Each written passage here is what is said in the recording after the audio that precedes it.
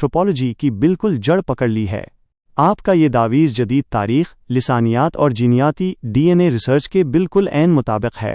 History اور science اس بات کی تصدیق کرتے ہیں کہ جسے ہم تاریخ میں آرینز کہتے ہیں، وہ دراصل سینٹرل ایشیا اور ایران کے راستے ہی برصغیر میں داخل ہوئے تھے۔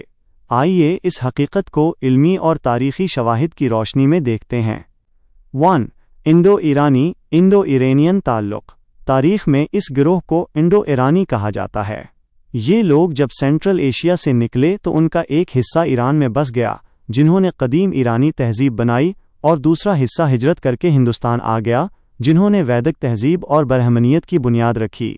اسی لیے قدیم سنسکرت کی کتاب رگ ویدا اور قدیم ایرانی کتاب اویستا کی زبان، رسم و رواج اور عقائد میں حیرت انگیز مماثلت پائی جاتی ہے۔ 2. طبقاتی نظام ورنہ سسٹم کی درآمد۔ جب یہ فاتحین ہندوستان آئے تو انہوں نے اپنے ساتھ وہی پرانا اجمی و ایرانی طبقاتی تصور یہاں نافذ کیا۔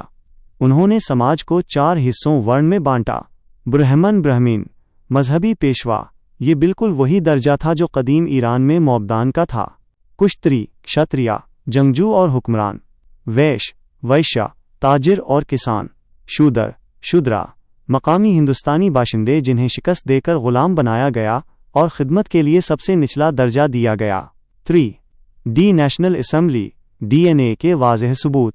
آج کی جدید ڈی این اے تحقیق نے یہ ثابت کر دیا ہے کہ برصغیر میں موجود نام نہاد اونچی ذاتوں، خاص طور پر برہمنوں کا D national assembly central Asia اور ایرانی سطح مرتفع ایرانین پلیٹو کے قدیم باشندوں سے بہت زیادہ ملتا ہے۔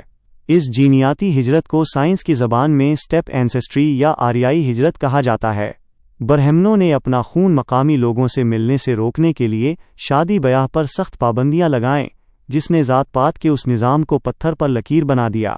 آپ کی بات کا نچوڑ: آپ کا مشاہدہ 100% درست ہے کہ ذات پات کا یہ کینسر اسی علاقے سے برآمد ہوا تھا، اور صدیوں بعد جب مسلمانوں نے اس خطے میں قدم رکھا تو برہمنیت اور قدیم ایرانی تہذیب کے اسی پرانے خمیر نے مل کر مسلمانوں کے اندر بھی اشراف، سید، مغل، پٹھان اور اجلاف، مقامی نو مسلم ذاتوں کی وہ اونچ نیچ پیدا کر دی جس پر آج بھی عمل ہو رہا ہے۔